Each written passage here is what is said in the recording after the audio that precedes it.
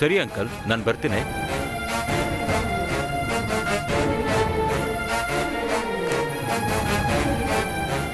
ಮೊದಲು ದುಡ್ಡು ಕೊಡಬೇಕು.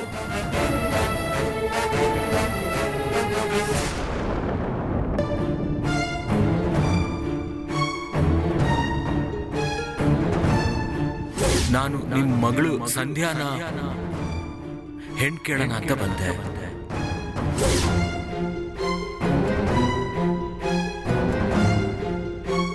ಹೇ, ಆ 1 ಲಕ್ಷ ನಾನು ಕೊಡ್ತೀನಿ. ಹೇ ಪ್ಲೀಸ್ ಫೋನ್ ಮಾಡು, ಹೋಗ್ಬಿಡ್ರೆ ಕಷ್ಟ. ನಾನು ಅವಳನ್ನ ಮದ್ವೆ ಆಗ್ತಾ ಇದ್ದೀನಿ. ಇಲ್ಲಿ ನಮ್ ಲವರ್ ಬರ್ತೀನಿ ಅಂತ ಹೇಳಿದ್ಲು, ಬಂದು ನೋಡಿದ್ರೆ ಅವಳೇ ಕಾಣಿಸ್ತಿಲ್ಲ ಸರ್. ಇವಳೇ ಸರ್.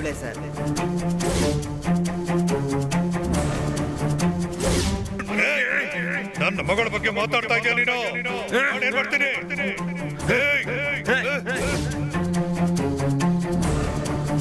ತಮ್ಮ ಬನ್ನಿ ಸರ್. ಇದರಲ್ಲಿ 1 ಲಕ್ಷ ರೂಪಾಯಿ ದುಡ್ಡಿದೆ. ಏನ್ ಹಂಗ್ ನೋಡ್ತಾ ಇದೀಯಾ? ನೀ ಸಂಜೆ ಕೊಟ್ಟಿದ್ದ 1 ಲಕ್ಷ ರೂಪಾಯಿ ಮತ್ತೆ ಕೊಡೋಣ ಅಂತ ಬಂದೆ. ಈ ದುಡ್ಡು ಇಟ್ಕೋ. ಇನ್ಮೇಲೆ ಸಂಜೆಗೂ ನಿನ್ಗೂ ಯಾವುದೇ ಸಂಬಂಧನೂ ಇಲ್ಲ. ಮೊದಲು ದುಡ್ಡು ತಗೋ, ಆಮೇಲೆ ನಾನು ಹೋದ್ಮೇಲೆ ದುಡ್ಡು ಸಿಗ್ಲಿಲ್ಲ ಅಂತ ಹೇಳಬಾರ್ದು. ನಾನು ಬರ್ತೀನಿ. ಅಂಕಲ್ ಸ್ವಲ್ಪ ನಿಂತ್ಕೊಳ್ಳಿ. ಸಂಧ್ಯಾ ಅಪ್ಪನ ನನ್ನ ಕ್ಷಮಿಸೋದಿಕ್ಕೆ ಹೇಳ್ಬಿಡಿ. ನಾನು ಅವರಿಬ್ರು ಹತ್ರ ಆ ರೀತಿ ನಡ್ಕೊಂಡಿದ್ದು ತಪ್ಪೇ ಅಂಕಲ್. I am sorry. ಇನ್ನು ಈ ಜನ್ಮದಲ್ಲಿ ಅವ್ರ ಹತ್ರ ಆ ರೀತಿ ನಡ್ಕೊಳ್ಳೋದಿಲ್ಲ. ನಾನು ಸಂಧ್ಯಾನ ನೇರವಾಗಿ ನೋಡಿ ಇವಾಗಲೇ ನಾನು ಕ್ಷಮೆ ಕೇಳಬೇಕು.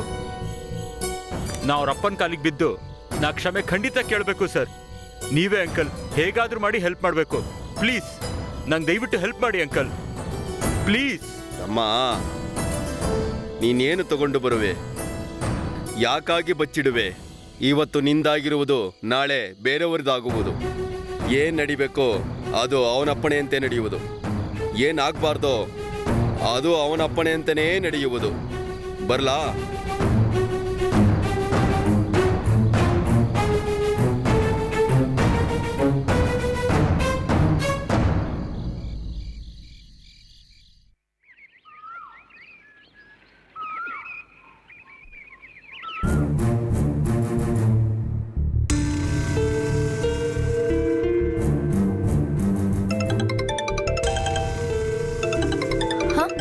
ಕಮಲಮ್ಮನವರು ಕಾಲ್ ಮಾಡ್ತಿದಾರಲ್ಲ. ಹಲೋ ಸಂಧ್ಯಾ, ಹೇಗಮ್ಮ ಇದ್ಯಾ? ಚೆನ್ನಾಗಿದ್ದೀನಮ್ಮ, ನೀವ್ ಹೇಗಿದ್ದೀರಾ? ನನಗೇನಮ್ಮ, ನನಗೊಂದು ಕಷ್ಟ ಗೊತ್ತಾಗ್ದೆ ನನ್ ಮಗ ನನ್ನ ಚೆನ್ನಾಗ್ ನೋಡ್ಕೊಂತಾನಮ್ಮ. ನಾನ್ ತುಂಬಾ ಚೆನ್ನಾಗಿದ್ದೀನಮ್ಮ. ನಿಮ್ ತರ ಪಾಸಿಟಿವ್ ಎನರ್ಜಿ ಇರೋರ ಹತ್ರ ನಾವು ಮಿಂಗಲ್ ಆದ್ರೆ ನಮಗೂ ಆಟೋಮೆಟಿಕ್ ಆಗಿ ಪಾಸಿಟಿವ್ ಎನರ್ಜಿ ಬಂದ್ಬಿಡತ್ತಮ್ಮ. ನಿಮ್ಗೆ ವಿಷಯ ಗೊತ್ತಾಗಿ ಕಾಲ್ ಮಾಡಿದ್ದು ತುಂಬಾ ಖುಷಿ ಆಯ್ತಮ್ಮ. ಆದ್ರೆ ನನ್ಗೆ ಯೋಚನೆ ಸಂಧ್ಯಾ. ಏನ್ ಹೇಳ್ತಿದ್ದೀರಮ್ಮ? ಇನ್ನೇನಮ್ಮ, ನೀನ್ ಪೊಲೀಸ್ ಸ್ಟೇಷನ್ ಅಲ್ಲಿ ಅಷ್ಟ್ ಕಷ್ಟಪಟ್ಟಿದ್ಯಾ. ನಿನ್ನ ಬಂದು ಒಂದ್ಸಲಾನು ನೋಡ್ಲಿಲ್ಲ ಅಂತ ನನ್ ಮನ್ಸಿಗೆ ತುಂಬಾ ಬೇಜಾರಿರುತ್ತಲ್ಲಮ್ಮ. ಅಲ್ಲಿ ಬಂದು ನೀವ್ ನೋಡಿಲ್ಲ ಅಂದ್ರೂನು ನಿಮ್ ಮನ್ಸಿನಲ್ಲಿ ನಾನು ಬೇಗ ಯಾವುದೇ ಪ್ರಾಬ್ಲಮ್ ಇಲ್ದೆ ಆಚೆ ಬರ್ಬೇಕು ಅಂತ ನೀವು ದೇವ್ರನ್ನ ಬೇಡ್ಕೊಂಡಿರ್ತೀರಾ ಅಂತ ನಂಗೆ ಗೊತ್ತಮ್ಮ. ಹೌದು ಸಂಧ್ಯಾ, ನಾನ್ ನಿನ್ಗೋಸ್ಕರ ಬೇಡದೆ ಇರೋ ದೇವ್ರೇ ಇಲ್ಲಮ್ಮ. ನಾನ್ ಬೇಡ್ಕೊಂಡ ದೇವ್ರೆಲ್ಲ ನಿನ್ನ ಕೈ ಬಿಡದೆ ಆದಷ್ಟು ಬೇಗ ಹೊರಗಡೆ ಕರ್ಕೊಂಬಂತು. ಅಮ್ಮ, ನನ್ನ ಆ ದೇವರ ಆಚೆ ತಂದಿಲ್ಲಮ್ಮ. ನನ್ನ ಸತೀಶ್ ಅನ್ನೋ ದೇವ್ರೇ ಆಚೆ ತಂದಿದ್ದಮ್ಮ. ಅವರೇ ಅಪರಾಧಿನ ಕಂಡಿಡ್ದು ಪೊಲೀಸ್ಗೆ ಹಿಡಿದುಕೊಟ್ಟು ನನ್ನ ಜೈಲಿಂದ ಆಚೆ ತೆಗ್ದಿದ್ದಮ್ಮ. ಓಹೋ, ಹಾಗಾದ್ರೆ ಸತೀಶ್ ನನ್ ಮಗ ಅಂತ ಸಂಧ್ಯಾಗ್ ಗೊತ್ತಿಲ್ಲ ಅನ್ಸುತ್ತೆ. ನಾನು ಅದನ್ನ ಮೇಂಟೈನ್ ಮಾಡ್ತೀನಿ. ಸತೀಶ್ ಬಗ್ಗೆ ಸಂಧ್ಯಾ ಯಾವ ರೀತಿ ಅಭಿಪ್ರಾಯ ಇಟ್ಕೊಂಡಿದ್ದಾಳೆ ಅಂತ ನಾನ್ ಟೆಸ್ಟ್ ಮಾಡಿ ನೋಡ್ತೀನಿ. ಹಲೋ ಅಮ್ಮ. ಏನಮ್ಮ ಸೈಲೆಂಟ್ ಆಗ್ಬಿಟ್ರಿ? ಏನಾಯ್ತು? ಏನಿಲ್ಲಮ್ಮ. ಸಂಧ್ಯಾ, ಸತೀಶ್ ಅನ್ನೋ ಹುಡ್ಗ ನಿನ್ನ ಕಾಪಾಡ್ದ ಅಂದ್ಯಲ್ಲ, ಅವನ್ ಯಾರಮ್ಮ? ನಿನ್ಗೂ ಅವನ್ಗೂ ಏನಮ್ಮ ಸಂಬಂಧ? ಅಮ್ಮ, ಸತೀಶ್ ಅನ್ನೋರು ಸಿವಿಲ್ ಇಂಜಿನಿಯರ್ ಅಮ್ಮ. ಅವ್ರನ್ನ ನಂಗೆ ಒಂದ್ ಸ್ವಲ್ಪ ದಿನದಷ್ಟೇ ಗೊತ್ತಮ್ಮ. ತುಂಬಾ ಒಳ್ಳೆಯವ್ರಮ್ಮ. ಸಂಧ್ಯಾ, ನಾನ್ ನಿನ್ಗೆ ಒಂದು ಫೋಟೋ ಕಳಿಸ್ತೀನಿ. ಆ ಫೋಟೋಲಿರೋದು ಯಾರು ಅಂತ ಹೇಳ್ತೀಯಾ ನೀನು? ಇರು ಕಳಿಸ್ತೀನಿ.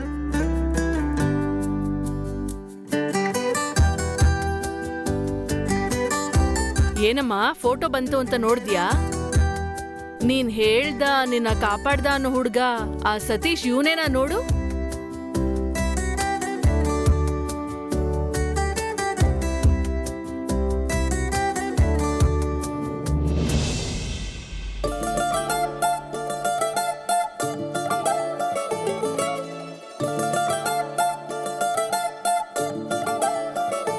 ಅಮ್ಮ, ನನ್ನ ಕಾಪಾಡಿದ್ದು ಇವ್ರೇನಮ್ಮ? ಸಂಧ್ಯಾ, ನಿನ್ನ ಕಾಪಾಡಿದ್ದು ಬೇರೆ ಯಾರೋ ಅಲ್ಲಮ್ಮ, ನನ್ ಹೊಟ್ಟೆಲ್ ಹುಟ್ಟಿದ ನನ್ ಮಗಾನೇ ಅಮ್ಮ.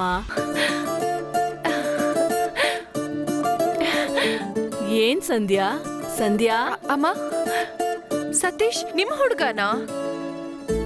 ಅಮ್ಮ, ನಾನು ಅನ್ಕೊಂಡೇ ಇರ್ಲಿಲ್ಲಮ್ಮ. ಸಂಧ್ಯಾ, ಇವಾಗ್ಲೇ ನನ್ಗ್ ಸಂತೋಷ ಆಗ್ತಿದೆ ಅಮ್ಮ. ನೀನ್ ನನ್ ಪ್ರಾಣ ಕಾಪಾಡ್ದೆ, ನನ್ ಮಗ ನಿನ್ನ ಅಪಾಯದಿಂದ ಕಾಪಾಡಿದನಮ್ಮ. ಇದನ್ನೇ ಅಮ್ಮ ವಿಧಿ ಅನ್ನೋದು.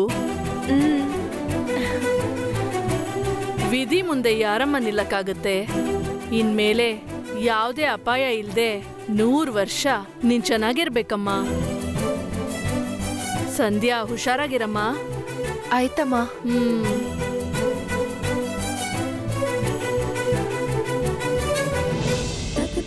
ಹಾಗಾದ್ರೆ ಸತೀಶ್ ಕಮಲಮ್ನವ್ರ ಮಗನಾ? ಅದಕ್ಕೆ ಇಷ್ಟು ಒಳ್ಳೆಯವರಾಗಿದ್ದಾರೆ. ಅವ್ರ ತರಾನೇ. ಗೊತ್ತಿದ್ದೋ ಗೊತ್ತಿಲ್ದೇನೋ ಸತೀಶ್ ಸಂಧ್ಯಾಗೆ ಹೆಲ್ಪ್ ಮಾಡಿದಾನೆ. ಸತೀಶ್ ಮಾಡಿದ ಸಹಾಯನ ಸಂಧ್ಯಾ ಜೀವನ ಪರ್ಯಂತ ಮರೆಯೋದಿಲ್ಲ. ಆದಷ್ಟು ಬೇಗ ಅವರಿಬ್ರು ಒಂದಾಗ್ಬಿಡ್ಬೇಕು. ಖಂಡಿತ ನಾನ್ ಬೇಡ್ಕೊಳೋ ಕರುಮಾರಿ ಅವ್ರನ್ನ ಒಂದಾಗ್ಸ್ಬಿಡ್ತಾಳೆ. ಅಪ್ಪ ಸತೀಶ, ಕಮಲಾ ಮಗನಾಗಿ ನೀನ್ ತುಂಬಾ ಒಳ್ಳೆಯವನಾಗಿದ್ಯಾ. ನೀನ್ ಚೆನ್ನಾಗಿರ್ಬೇಕಪ್ಪ.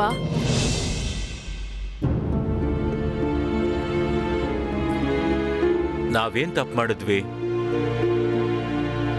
ಸರಿ, ಸಂಧ್ಯಾ ಅವ್ರ ಅಪ್ಪಂಗೆ ಫೋನ್ ಮಾಡಿ ಮಾತಾಡೋಣ. ಅವ್ರು ಯಾಕೆ ಫೋನ್ ಎತ್ತುತ್ತಾ ಇಲ್ಲ? ನಂದು ನಮ್ಮ ಫೋನ್ ಎತ್ತುತ್ತಾರ? ದೇವ್ರ ಮೇಲೆ ಭಾರ ಹಾಕ್ಬಿಟ್ಟು ಫೋನಿಗೆ ಮಾಡೋಣ. ಸಂಧ್ಯಾ ನಮ್ಮ ಮನೆಗೆ ಬರೋದಕ್ಕೆ ಖಂಡಿತ ತಕರಾರು ಮಾಡೇ ಮಾಡ್ತಾಳೆ.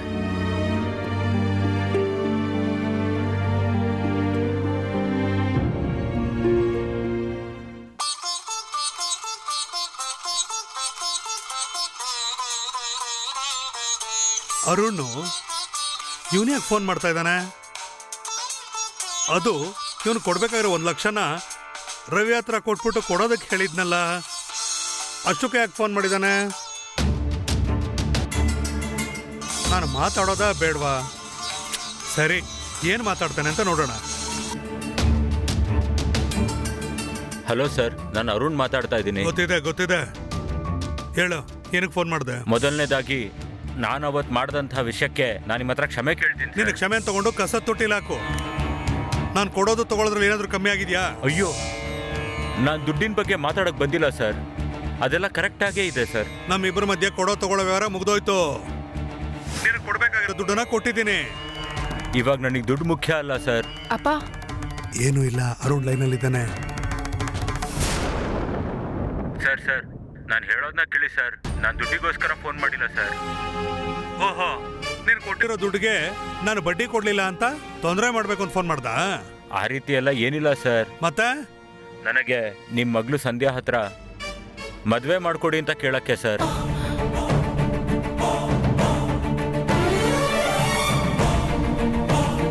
ನನಗೆ ಮದುವೆ ಅಂತಾಯ್ತು ಅಂದರೆ ಅದು ಸಂಧ್ಯಾ ಹತ್ರ ಮಾತ್ರ ಅಂಕಲ್. ಅದನ್ನೇ ನಾನು ಆಸೆ ಪಡ್ತಿರೋದು ಅಂಕಲ್. ಸರ್, ಯಾಕೆ ಸರ್ ಸೈಲೆಂಟ್ ಆಗಿದ್ದೀರಾ? ಏನಾದ್ರು ಮಾತಾಡಿ ಸರ್. ನೀನು ಆಸೆ ಪಟ್ಟ ಮಾತ್ರಕ್ಕೆ ಅದು ನಡೆದು ಬಿಡುತ್ತಾ? ನಾನು ಇಷ್ಟಪಟ್ಟರು ಕೂಡ ನಿನಗೂ ಮತ್ತೆ ಸಂಧ್ಯಾಗೆ ಮದುವೆ ನಡೆಯೋದಿಲ್ಲ. ಸಂಧ್ಯಾ ಇಷ್ಟಪಟ್ರೆ ಮಾತ್ರ ಇದು ನಡೆಯುತ್ತೆ. ಹಾಗಿದ್ರೆ ನಿಮ್ಮ ಮಗಳ ಹತ್ರ ಒಪ್ಕೊಳ್ಳೋ ಹಾಗೆ ಮಾತಾಡಿ ಅವಳ ಮನಸ್ಸು ಬದಲಾಯಿಸಕ್ ನೋಡಿ ಸರ್. ಹೇಗೆ? ನನ್ನ ಮಗಳ ಹತ್ರ ನಾನು ಹೋಗಿ ಆ ವಿಷಯ ಮಾತಾಡ್ಬೇಕಾ? ಇರು, ಮಾತಾಡ್ತೀನಿ. ಅರುಣ್ ಒಬ್ಬ ಮುಂಗೋಪಿ. ಅವನ್ ತಲೆಲಂತೂ ಏನು ಮಸಾಲೆನೇ ಇಲ್ಲ. ಅವನು ಆತುರದಿಂದ ನಿನಗೆ ಒಡೆಯಕ್ ಬಂದವಂತವನು.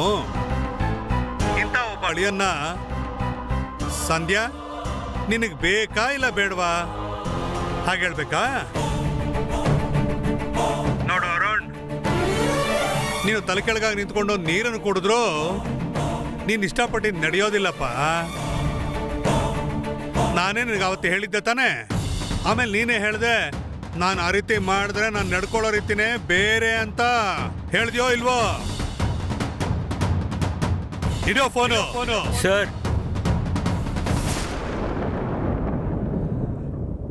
ಸಂಧ್ಯಾ, ನಾನು ಮಾತಾಡಿ ಸರಿ ತಾನೆ? ಅಪ್ಪ ಸರಿಯಾಗಿ ಮಾತಾಡಿದ್ರಪ್ಪ. ನನಗಿಷ್ಟ ಸಾಕಮ್ಮ, ಇಷ್ಟ ಸಾಕು.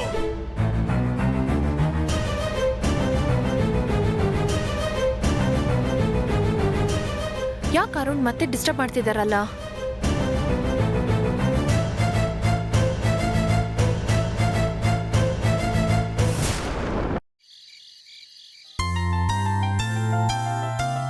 ದೇವ್ರೆ, ನಾನು ರಾತ್ರಿ ನೆಮ್ಮದಿಯಾಗಿ ಮಲಗಬೇಕು. ನಾಳೆ ದಿನ ನನಗೆ ಎಲ್ಲ ಒಳ್ಳೇದೇ ಆಗ್ಲಿ ದೇವ್ರೆ. ಅಪ್ಪ ಹೇಳಮ್ಮ. ನಿಮ್ ಹತ್ರ ಒಂದ್ 5 ನಿಮಿಷ ಮಾತಾಡ್ಬೇಕಪ್ಪ. ಸಂಧ್ಯಾ, ಅಪ್ಪ ಹತ್ರ ಮಾತಾಡೋದಕ್ಕೆ ಯಾಕಮ್ಮ ಹೊಸದಾಗ ಪರ್ಮಿಷನ್ ಕೇಳ್ತಾ ಇದೀಯಾ? 5 ನಿಮಿಷ ಯಾಕಮ್ಮ? ನೀನು ಎಷ್ಟೊತ್ತು ಬೇಕಾದ್ರೂ ಮಾತಾಡ್ಬೋದು. ನಿನಗೋಸ್ಕರ ಅಪ್ಪ ರಾತ್ರಿ ನಿದ್ರೆನೂ ಬಿಡ್ತಾರೆ. ಅಪ್ಪ ಅದೇನಿಲ್ಲಪ್ಪ, ನಾಳೆ ಬೆಳಗ್ಗೆ ನನ್ನ ಎದ್ದಿದ ತಕ್ಷಣ ಮನೆ ಕೆಲಸ ಎಲ್ಲ ಮುಗಿಸಿ ಮತ್ತೆ ಕೆಲ್ಸಕ್ಕೆ ಹೋಗೋಣ ಅಂತ ಅನ್ಕೊಂಡಿದ್ದೀನಪ್ಪ. ಯಾಕೆ ಸಂಧ್ಯಾ ನೀನ್ ಕೆಲ್ಸಕ್ಕೆ ಹೋಗ್ಬೇಕು? ಮತ್ತೆ ಕೆಲ್ಸಕ್ಕೆ ಹೋಗ್ದೆ ಮನೇಲೇ ಇರಕ್ ಹೇಳ್ತಿದ್ದೀರಪ್ಪ? ಅದು ಮಾತ್ರ ನನ್ನ ಕೈಯಲ್ಲಿ ಆಗಲ್ಲಪ್ಪ. ಈ ಸಂಧ್ಯಾ ಸಾಧ್ಸಕ್ ಹುಟ್ಟವಳು, ಅಡ್ಗೆ ಮಾಡಕ್ ಮಾತ್ರ ಹುಟ್ಟವಳಲ್ಲ. ಸಂಧ್ಯಾ, ನಾನು ನಿನ್ನ ಕೆಲ್ಸಕ್ಕೆ ಹೋಗ್ಬೇಡ ಅಂತ ಹೇಳಿಲ್ಲ. ಈಗಿರೋಂಥ ಪ್ರಾಬ್ಲಮ್ಸ್ ಅಲ್ಲಿ ನೀನ್ ಕೆಲ್ಸಕ್ಕೆ ಹೋಗ್ಬೇಕಾ? ಅದು ಈಗಲೇ ಹೋಗ್ಬೇಕಾ? ಅದಕ್ಕೆ ನಮ್ಮ ಹೇಳಿದ್ದು. ನೀನು ಬೇರೆ ತರ ಅರ್ಥ ಮಾಡ್ಕೊಂಡಿದ್ಯಾ. ಅಪ್ಪ ಯಾವ್ದ್ ಸರಿ ಯಾವ್ದ್ ತಪ್ಪು ಅಂತ ನಿರ್ಧಾರ ತಗೊಳ್ಳೋ ವಯಸ್ಸಿನಲ್ಲಿ ಇದೀನಪ್ಪ. ನಾನೇನ್ ನಿರ್ಧಾರ ತಗೋಬೇಕು ಅಂತ ನನಗ್ ಚೆನ್ನಾಗೇ ಗೊತ್ತಿದೆ ಅಪ್ಪ. ಇವಾಗ್ಲೇ ನಾನು ಕೆಲ್ಸಕ್ಕೆ ಹೋಗಿ ನನ್ ಗುರಿನ ಸಾಧಿಸೋಕೆ ಸರಿಯಾದ ಟೈಮ್ ಅಪ್ಪ. ನನ್ನ ಮಗಳು ಗೆದ್ರೆ ಅದು ನಾನು ಗೆದ್ದ ಕಣಮ್ಮ. ಮಗಳೇ, ನಾಳೆ ಬೆಳಗ್ಗೆ ನಿನ್ ಜೊತೆ ನಾನು ಬರ್ಲಾ? ಅಪ್ಪ ಈ ಸಂಧ್ಯಾನ ಚಿಕ್ಕ ಹುಡುಗಿ ಅಂತ ಅನ್ಕೊಂಡಿದ್ದೀರಪ್ಪ. ನೀವು ನನ್ ಜೊತೆ ಬರ್ಬೇಕಂತ ಏನಿಲ್ಲ, ನಾನೊಬ್ಳೇ ಹೋಗ್ತೀನಿ. ಗುಡ್ ನೈಟ್ ಪಾ, ನೀವ್ ಹೋಗಿ ಮಲ್ಗಿ. ಸಂಧ್ಯಾ, ನಾನು ಹೋಗಿ ಮಲ್ಕೋತೀನಿ. ನಾನು ಹೇಳೋದನ್ನ ಸ್ವಲ್ಪ ಕೇಳಮ್ಮ. ನಾಳೆ ನಾನು ಬರಬಾರ್ದು ಅಷ್ಟೇ ಅಲ್ವಾ? ನಾನು ರವಿ ಅಂಕಲ್ಗೆ ಬರೋದಕ್ಕೆ ಹೇಳ್ತೀನಿ. ಅವನು ನಿನ್ ಜೊತೆ ಬರ್ಬೋದಲ್ವಾ? ನಾನು ಹೇಳೋ ಸರಿ ತಾನೆ? ಅಪ್ಪ ನೀವೇ ಬರಬೇಡಿ ಅಂತ ಹೇಳ್ತಿದ್ದೀನಿ. ನಿಮಗಿಂತ ಅವ್ರೇನು ನನಗೆ ಮುಖ್ಯನಾಪ? ನೀವಿಬ್ರು ಏನ್ ಬರೋದ್ ಬೇಡ. ಅವ್ರವ್ರ ಕೆಲ್ಸನ ನೋಡ್ಕೊಳ್ಳಿ, ಸರಿನಾ? ನಾನು ಹೋಗಿ ನನ್ನ ಕೆಲಸ ನೋಡ್ತೀನಿ. ಅಪ್ಪ ನಾನೇ ನಿಮ್ಮ ಹತ್ರ ಒಂದು ಕೇಳಬೇಕು ಅಂತಿದ್ದೆ. ಹೇಳಮ್ಮ. ಯಾಕಪ್ಪ ನಾವು ರವಿ ಅಂಕಲ್ ಮನೇಲೇ ಇರಬೇಕು? ಬನ್ನಿಪ್ಪ ನಾವು ನಮ್ಮನೆಗೆ ಹೊಟ್ಟೋಗೋಣ. ನನಗೆ ಈ ಮನೇಲಿ ಇರೋದಕ್ಕೆ ನನ್ನ ಮನಸ್ಸಿಗೆ ಏನೋ ಒಂಥರ ಇದೆಪ್ಪ. ಪ್ಲೀಸ್ ಪಾ, ರವಿ ಅಂಕಲ್ಗೆ ಹೇಳ್ಬಿಟ್ಟು ನಾಳೆನೇ ನಮ್ಮ ಮನೆಗೆ ಹೊಟ್ಟೋಗೋಣಪ್ಪ. ಹೌದಪ್ಪ, ಈ ಮನೇಲಿ ನನ್ನ ಜೊತೆ ದಿವ್ಯಾ ಇಲ್ಲಪ್ಪ. ದಿವ್ಯಾನ ಮಿಸ್ ಮಾಡೋ ಥರನೇ ಇದೆಪ್ಪ. ಅಪ್ಪ ಏನಪ್ಪ, ನಾನು ಇಷ್ಟೆಲ್ಲ ಹೇಳಿದ್ರು ಇನ್ನೂ ಯೋಚನೆ ಮಾಡ್ತಿದ್ದೀರಲ್ಲ? ನೀನು ಹೇಳೋ ಅಷ್ಟು ಫೀಲಿಂಗ್ಸು ನನಗೆ ಕೂಡ ಇದೆಯಮ್ಮ. ನಮ್ಮನೇಲಿ ನಮಗಿರೋಂಥ ನೆಮ್ಮದಿ ಈ ಮನೇಲಿ ಖಂಡಿತವಾಗ್ಲೂ ಇಲ್ಲಮ್ಮ. ನೀನು ಹೇಳೋ ರೀತಿ ದಿವ್ಯಾ ನಮ್ಮಿಬ್ಬರನ್ನು ಬಿಟ್ಟು ಹೋಗಿದ್ರು ನಮ್ಮ ಜೊತೆಲೇ ಇರ್ತಾಳೇನೋ ಅಂತ ನಮಗೆ ಆ ಮನೇಲಿ ಅನ್ಸತ್ತೆ. ಆದ್ರೆ ಇಲ್ಲಿಗೆ ಬಂದಾಗಿಂದ ಅವಳ ನೆನಪು ತುಂಬಾನೇ ಕಾಡ್ತಿದ್ಯಮ್ಮ. ಅವಳನ್ನ ನೆನಪಿಸ್ಕೊಂಡು ನಾನು ಅಳ್ತಾನೆ ಇರ್ತೀನಿ. ದಿವ್ಯಾ ಸಂತೋಷವಾಗಿದ್ದಂತ ಆ ಮನೆಗೆ ನಾವು ಖಂಡಿತವಾಗ್ಲೂ ಹೋಗ್ಬಿಡೋಣ ಅಮ್ಮ. ಅದೇ ನನಗೂ ಒಳ್ಳೇದು ಅಂತ ಅನ್ಸುತ್ತೆ. ಮತ್ತೇನಪ್ಪ, ರವಿ ಅಂಕಲ್ ಹತ್ರ ನೀವೇ ಹೇಳ್ತೀರಾ ಇಲ್ಲ ನಾನ್ ಹೇಳಲಾ ನಾವ್ ಇಲ್ಲಿಂದ ಹೋಗ್ತೀವಿ ಅಂತ? ನನ್ಗೇನೋ ನಮ್ಮನೆಗೆ ಹೋಗೋದೇ ಸರಿ ಅನ್ಸತ್ತಪ್ಪ. ನೋಡಮ್ಮ ಮಗಳೇ ಸಂಧ್ಯಾ, ದಿವ್ಯಾ ಹೋಗಿ ತುಂಬಾ ದಿನ ಆಗಿದ್ರು ಅವಳ ಮೊದಲ ತಿಥಿನ ನಾವು ಆ ಮನೇಲಿ ಮಾಡೋದೇ ಒಳ್ಳೇದಮ್ಮ. ಆಗ್ಲೇನೆ ಅವಳ ಆತ್ಮಕ್ಕೂ ಶಾಂತಿ ಸಿಗೋದು. ಸರಿಯಪ್ಪ, ರವಿ ಅಂಕಲ್ ಹತ್ರ ಮಾತಾಡೋಕ್ಕೆ ಸಂಕೋಚ ಪಡ್ದೆ ನಾಳೆನೇ ಈ ವಿಷಯನ ಹೇಳ್ಬಿಡಿ. ಇನ್ನೂ ತಡ ಮಾಡಬೇಡಿ. ರವಿ ಅಂಕಲ್ ಅಷ್ಟು ಬೇಗ ಇಲ್ಲಿಂದ ಹೋಗಕ್ ಬಿಡಲ್ಲಪ್ಪ. ನೀವೇ ಅವ್ರ ಹತ್ರ ಮಾತಾಡಿ ಒಪ್ಪಿಸ್ಬೇಕು. ಸರಿನಮ್ಮ, ಖಂಡಿತ ನಾನು ರವಿ ಹತ್ರ ಮಾತಾಡ್ತೀನಿ. ಸರಿ, ನಾನು ಹೋಗಿ ಮಲ್ಕೋತೀನಿ. ನಿನ್ ಜಗ್ಗಲ್ಲಿ ನೀರು ತಂದ್ಬಿಡು. ಆಯ್ತಪ್ಪ.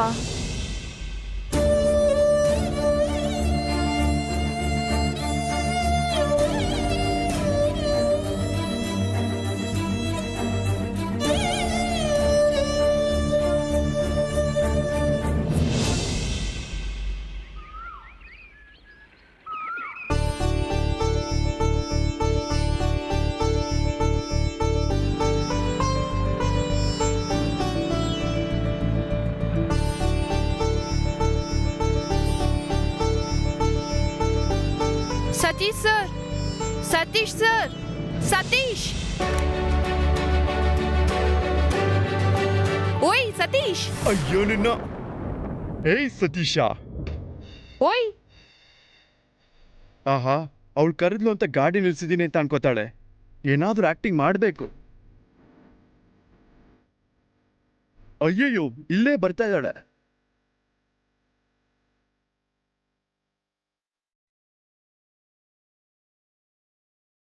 Satish sir, Satish sir,